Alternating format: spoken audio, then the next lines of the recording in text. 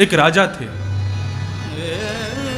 उन राजा ने अपने नगर में एक नियम बना दिया था, जितने भी व्यापारी दुकान लगाते हैं अपना पूरे दिन सामग्री बेचो, लेकिन शाम तक जिसकी दुकान से एक सामान भी नहीं बिकेगा उसकी दुकान पर मेरे सैनिक जाएंगे और उसका सारा सामान खरीद के प्रत्येक दिन में जितना बिकना चाहिए वो लेकर के आ जाएंगे। एक राजा का नियम था। रोज यही होता था, शाम को उसके सिपाही निकलते थे और पूरी दुकानें खोजते थे, जिसकी दुकान से आज एक सामान भी नहीं गया उसकी दुकान पर जाकर के और पूरे दिन की जितनी सामग्री बिकनी चाहिए उतनी सामग्री लेके वो राजा के पास ले जाते थे, उसको धन दे देते थे। यमराज को जब ये बात पता चली तो यमराज ने मन में विचार किया, बोले राजा अपने सत्य व्रत का कितना पालन कर रहा है, एक दिन भी नागा नहीं करता है और समस्त व्यापारियों को कितना प्रसन्न रखता है, अपनी प्रजा को कितना प्रसन्न रखता है, इसके सत्य व्रत का एक बार मेरे को परीक्षण करना चाहिए। यमराज ने एक दीनहीन से ब्राह्मण का रूप धारण किया और टूटे फूटे बर्तन, फटे पुराने कपड़े, इन सबको ढकेल पर सजा करके और उस राजा के नगर में पहुंच गया। शाम का समय हुआ, पर सिपाही सब जगह घूमते हुए जा रहे थे, तभी देखा एक दीनहीन सा ब्राह्मण बैठा है और सामने टूटी फूटी सी ढकेल है, उस पर टूटे और चटके हुए बर्तन रखे हैं, फटे पुराने कपड़े रखे हैं, उनको बेचने के लिए बैठा है। सैनिकों ने कहा, भैया आप कौन हो? बोले कि मैं ब्राह्मण हूं, दीनहीन सा गरीब ब्राह्मण हूं, सुबह से कुछ भी नहीं बिका मेरा। सिपाही हंसने लगे, बोले अरे भाई इन वस्तुओं को कौन लेगा तुमसे? ये टूटे फूटे बर्तन, फटे पुराने कपड़े, इनको कौन ले जाएगा? सिपाहियों ने कहा, ये कौन खरीदेगा? बोले महाराज मैं भूखा हूं, सुबह से कुछ पाया नहीं, घर पे बच्चे इंतजार कर रहे हैं, मैंने सुना यहाँ के राजन किसी को रात्रि में उसके सामान को रहने नहीं देते, सब खरीद लेते हैं, आप खरीद लो ना। सिपाहियों ने कहा तो ठीक है, लो 10 सोने की मोहर ले लो, ये सब हमको दे दो। बोले 10 सोने की मोहर से काम नहीं चलेगा। बोले और तुम क्या समझते हो उनकी कितनी कीमत है? बोले 1000 सोने की मोहर। सिपाही हंसने लगे, बोले भैया जाओ काम करो अपना। नहीं मिले 1000 सोने की मोहर? अरे दूसरी 2 दुकान खरीद लेंगे हम, नए कपड़े नए बर्तनों की, और तुम ये फटे पुराने बर्तन और ये सब, ये 1000 सोने की मोहर में दोगे? यमराज जी बोले ठीक है तो मैं चला जाता हूं, लेकिन जाकर के पूरे गांव में हल्ला मचाऊंगा कि राजा झूठ बोलता है, सत्य व्रत का पालन नहीं करता, मेरा एक सामान नहीं खरीदा उसने। सिपाही बोले हमारे राजा का बदनामी हो जाएगी अगर नहीं खरीदा तो। सिपाहियों ने कहा एक काम कर, 1000 तो बहुत ज्यादा है, ये ले 500 सोने की मोहर रख और सारा सामान दे दे। यमराज जी बोले 1000 से एक मोहर कम नहीं लूंगा तो 1000 ही लूंगा। सिपाहियों ने कहा भाई एक बार हमको राजा से मंत्रणा करने दे, बोले ऐसे सामान को 1000 सोने की मोहर की ले गए तो राजा हमको मारेगा। सब सिपाही गए, राजा को जाके पूरी बात बताई, बोले 1000 सोने की मोहर से कम नहीं आ रहा है।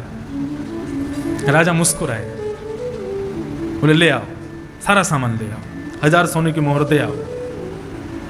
सिपाही गए और जाकर के यमराज जी दीनहीन ब्राह्मण के भेष में थे, 1000 सोने की मोहर दी और उनकी पूरी ढकेल, टूटी फूटी ढकेल, उसमें टूटे पुराने बर्तन और फटे हुए कपड़े सब ले गए, 1000 सोने की मोहर की। जैसे ही राजा के दरबार में वो ढकेल पहुंची और फटे पुराने कपड़े और बर्तनों को जैसे ही राजा के दरबार में रखा, इतने में ही राजा के कक्ष में से एक परम सुंदरी नारी निकल करके आई। सब देख करके चौंक गए, कौन है ये? राजा ने प्रणाम किया, बोले देवी आप कौन हैं, आपका परिचय, मेरे महल में आप क्या कर रही हैं? उन्होंने कहा मैं लक्ष्मी हूं, अब तक आपके यहां थी लेकिन अब नहीं रहूंगी। ये फटे हुए वस्त्र और टूटे हुए बर्तन और इस प्रकार के दरिद्र सामान जहां रहते हैं वहां मैं नहीं निवास करती, क्षमा करना राजा, बहुत सुख मिला तुम्हारे यहां लेकिन अब हम नहीं रहेंगे, अब मुझे जाने दो।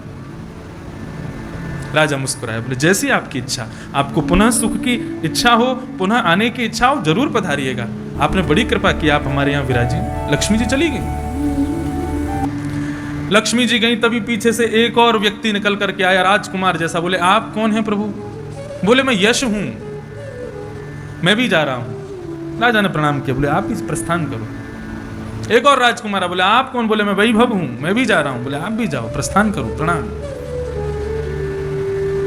एक और स्त्री आई, बोले आप कौन? बोले मैं कीर्ति हूं, मैं भी जा रही हूं। बोले आप भी जाओ, प्रस्थान करो, प्रणाम। सब एक एक करके निकलते गए। राजा ने सबको प्रणाम कर दिया, बोले सब चले जाओ। अंत में एक राजकुमार आया, बड़ा सौम्य। राजा ने पूछा, बोले आपका परिचय? बोले मैं सत्यव्रत हूं, मैं सत्य हूं। सब चले गए, अब मेरा भी कोई काम नहीं, मैं जाऊंगा। राजा ने किसी को प्रणाम करके रोका नहीं, लेकिन उसके चरण पकड़ लिए। बोले महाराज, मैंने लक्ष्मी को छोड़ दिया, यश को छोड़ दिया, कांति को छोड़ दिया, वैभव को छोड़ दिया, मैं सबको त्यागने को तैयार हूं। केवल किस लिए? अपने सत्यव्रत के लिए। आपके लिए मैंने सबका त्याग किया, अब आप ही मुझे छोड़ के चले जाओगे?